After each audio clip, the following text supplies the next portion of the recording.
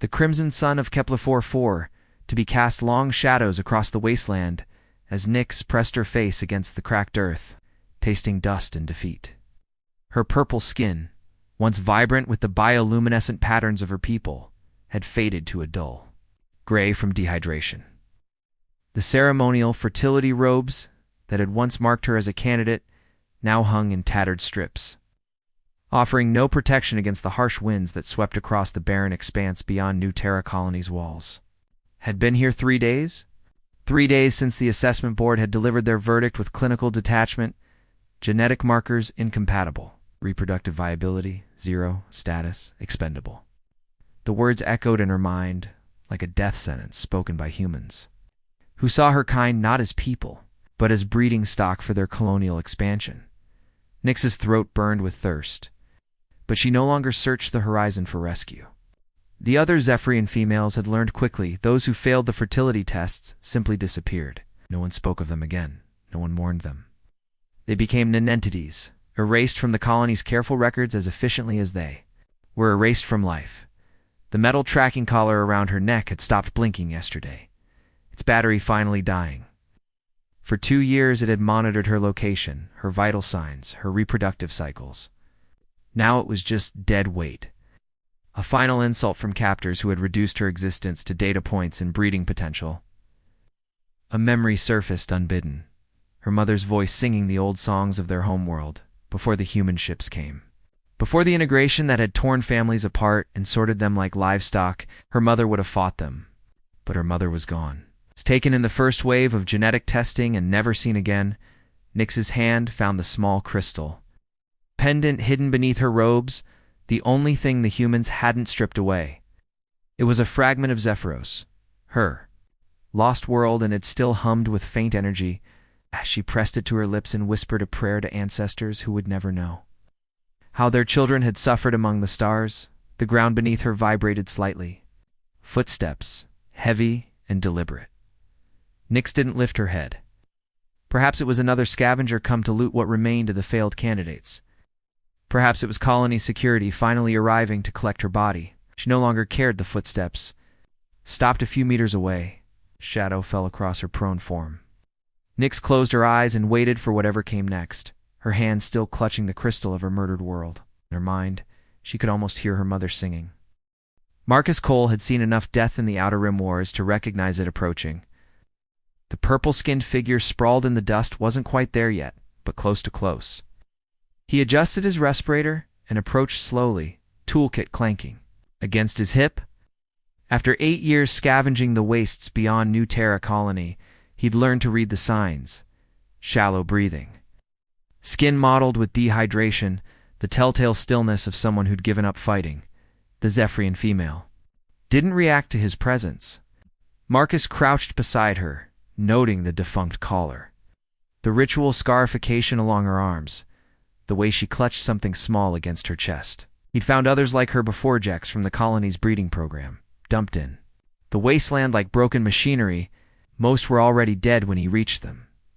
"Hey," he said softly. No response. Marcus pulled a water tube from his pack and squeezed a few drops onto her cracked lips. Her eyes fluttered open, deep violet, still holding flickers of defiance despite everything. "Go away," she whispered in accented standard. "Let me die with dignity." Dignity's overrated. Marcus slipped an arm under her shoulders. Survival isn't. She tried to pull away but had no strength left. "Why? Your kind threw me away. I'm worthless." To you, Marcus thought of his daughter lost in a colony raid 3 years ago, her body never found. Maybe you're worthless to them, not to me. He lifted her carefully, surprised by how light she'd become. "I've got a place. Food, water, medical supplies. What do you want in return?" Her voice carried the wariness of someone who'd learned that kindness always came with a price. "Nothing." The word came out rougher than he intended. Sometimes that's how it works. Marcus carried her across the broken landscape toward his hidden Sheltora converted maintenance station buried in a canyon wall. The colony's searchlights swept the horizon in the distance, but they never looked this far out.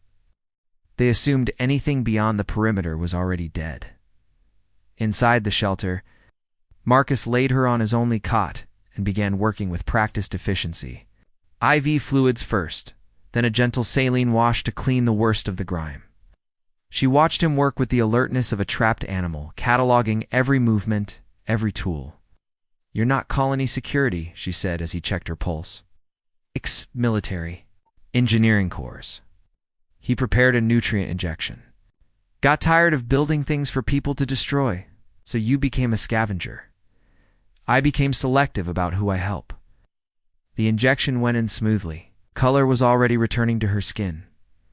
"What's your name?" She hesitated. "Nix of the Windweaver." "Clan." The words carried ancient pride despite her circumstances. "Marcus." He handed her a cup of broth. "Drink slow. Your stomach needs to remember what food is." As night fell outside, Nix's strength began returning. She sat up carefully, studying the cluttered shelter walls lined with salvaged tech. Star charts and a few personal photos Marcus thought he'd hidden well enough. "Hey, that's her," Nix said quietly, nodding toward a picture of a young girl with Marcus's eyes. "The reason you helped the discarded?" Marcus didn't answer immediately. When he did, his voice was steady but hollow. "Colony said she was killed in a pirate raid. But I know what those raids really were. Harvest operations. They took the children, who showed promise, and eliminated the rest." Nix set down the empty cup. "I'm sorry. So am I." Hey. Marcus began preparing a sleeping area for himself on the floor. "Rest now. Tomorrow, we figure out what comes next." Dr. Elena Vasquez had been stripped of her medical license, her research grants, and her reputation, but she'd never lost her ability to heal. In the underground tunnels beneath New Terra Colony's industrial district, she'd built something that authorities would have destroyed if they'd known it existed. Clinic for the Unwanted. Marcus arrived before dawn with Nix wrapped in thermal blankets. Alina took one look at the Zephyrian female and ushered them into her makeshift examination room, where jury-rigged medical equipment hummed alongside salvaged colony tech. "Genetic rejection?" Lena asked, pulling on gloves while Marcus helped. "Nix onto the examination table." 3 days in the wasteland, Marcus confirmed. "Dehydration, exposure, psychological trauma." Lena nodded grimly. She'd treated dozens like Nix beings deemed genetically unsuitable for the colony's expansion plans. The reproductive fitness assessment was supposed to be scientific, objective. Lena knew better. It was eugenics dressed up in statistical. Models designed to create a perfect colonial population while discarding anyone who didn't fit their narrow parameters. "I'm going to run some scans," Alina told Nix gently. "It's nothing invasive. It's checking for internal damage." Nix submitted to the examination with resignation born of too many medical procedures. But as Alina worked, something shifted in the room's atmosphere. The doctor's touch was different, careful, respectful, healing-focused rather than evaluative. "Your reproductive system is perfectly healthy," Alina said finally, reviewing the scan results. "Whatever they told you was a lie?" Nix's eyes widened. "That's impossible," the assessment board said. The assessment board said what they needed. To justify their decision, Lena pulled up a chair, her weathered face serious. "I helped design their testing protocols before I learned what they were really for. The genetic incompatibility markers they use aren't about reproductive health. They're about genetic diversity." "I don't understand." Alina activated a holographic display showing DNA sequences. "Your people have genes that would strengthen human, offspring-enhanced immune systems, better adaptation to alien environments, increased cognitive flexibility. But those same genes would create children who might question authority, who might not fit into rigid colonial hierarchies." Marcus leaned forward. "They're not selecting for genetic fitness. They're selecting for compliance." "Exactly." Elena's voice carried years of guilt and anger. "I discovered the truth when I ran unauthorized tests on rejected candidates. A single one had beneficial genetic traits to the colony. Administration deemed problematic." Nix stared at the genetic display. Seeing her own DNA pattern highlighted in blue complex, beautiful, and apparently threatening enough to condemn her to death. How many others? Hundreds? Maybe thousands? Lena closed the display. "When I tried to publish my findings, they destroyed my career, called me a terrorist sympathizer. I couldn't stop knowing what I knew." The clinic fell silent, except for the hum of recycled air and distant machinery. Nyx touched the crystal pendant at her throat, her last connection to a world the humans had conquered and carved up for resources. There are others, Alina continued. Quietly, survivors who've found their way here. We've been trying to organize, to document what's really happening. But we need proof the outside worlds would believe. What kind of proof? Marcus asked. Alina looked at Nyx meaningfully. The kind that comes from someone who was inside the system, someone who survived it, someone willing to tell their story. Nyx felt something stirring inside her, not hope, exactly, but purpose. Where are these others? Lena smiled for the first time since they'd arrived. I'll introduce you. But first, you need to fully recover. We need to make sure you're ready for what comes next.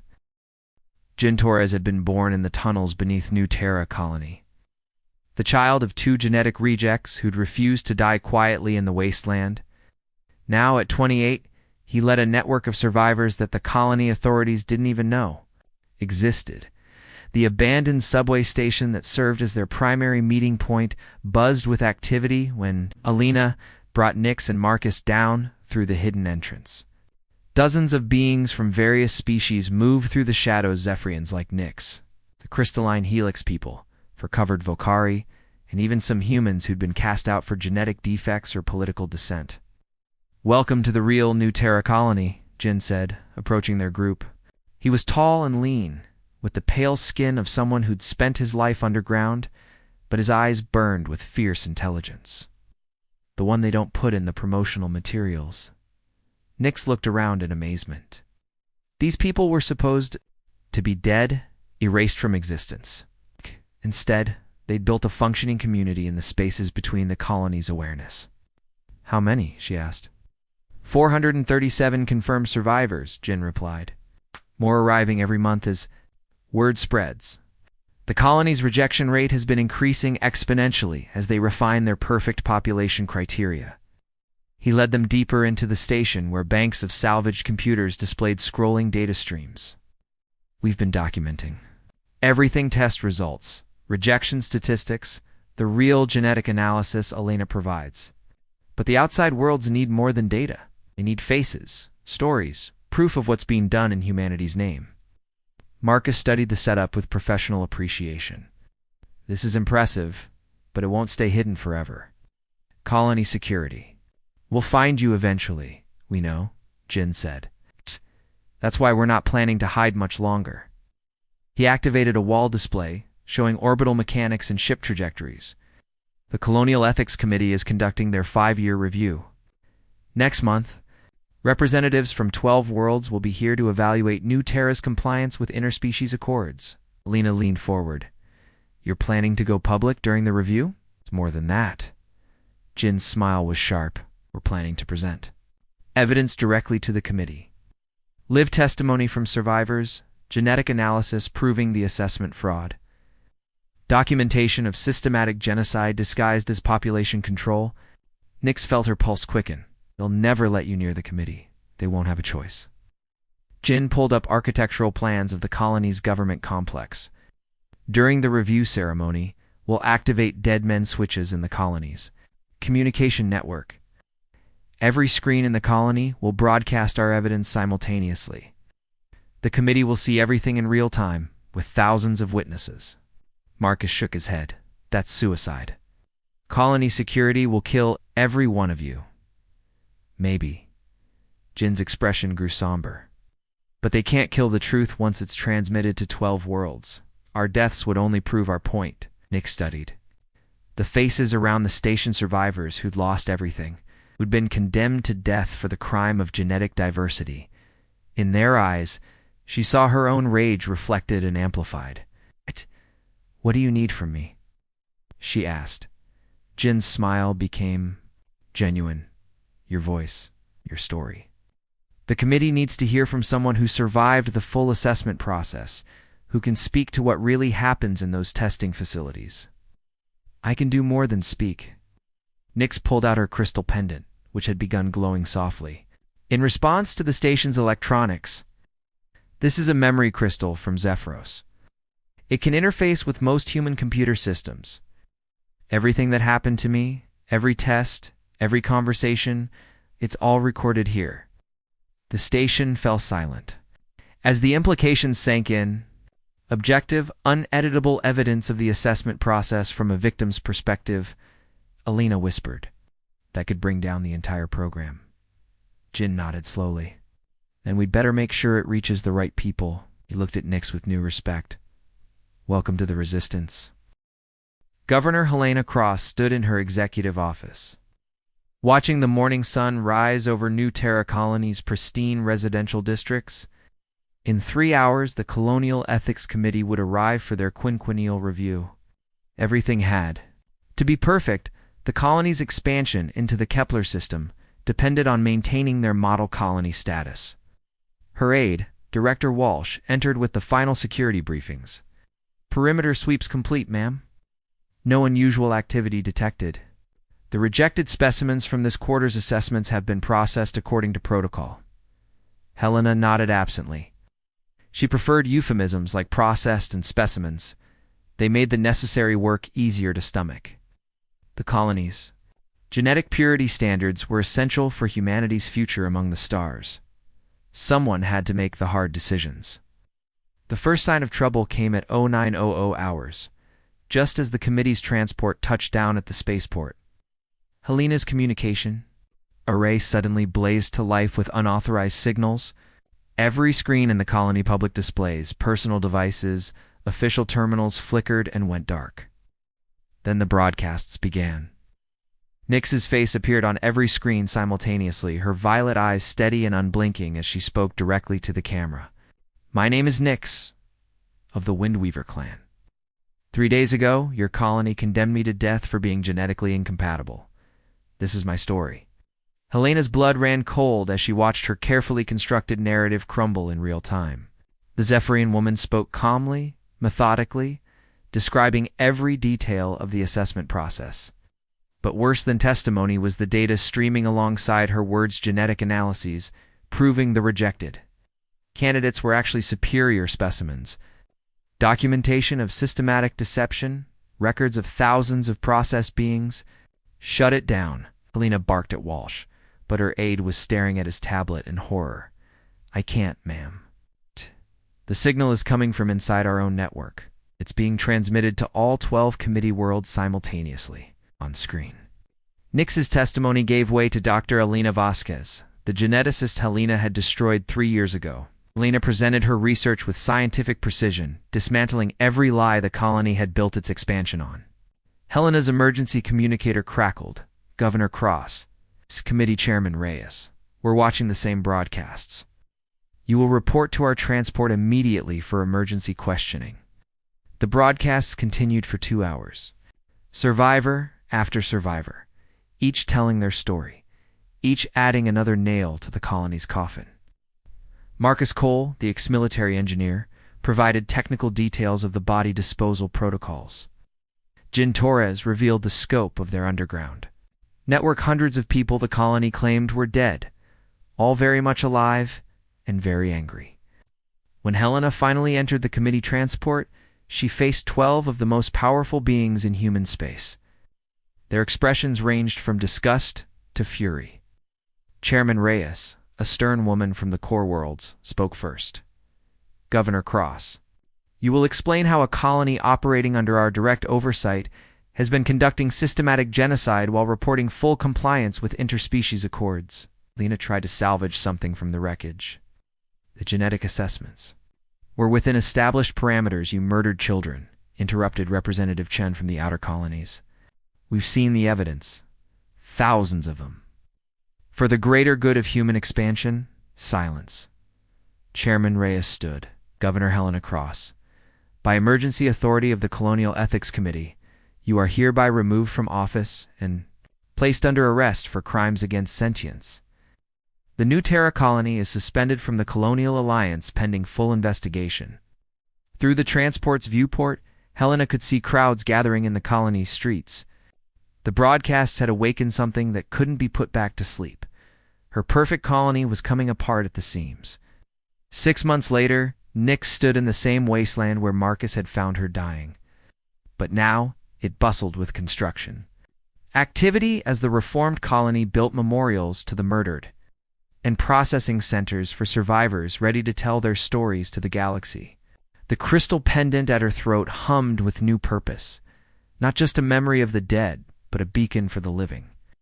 Justice had been slow in coming to the Kepler system, but it had arrived with the force of truth that could no longer be denied. In the distance, ships arrived daily, carrying investigators, journalists, and family members searching for lost loved ones. The reckoning had only just begun.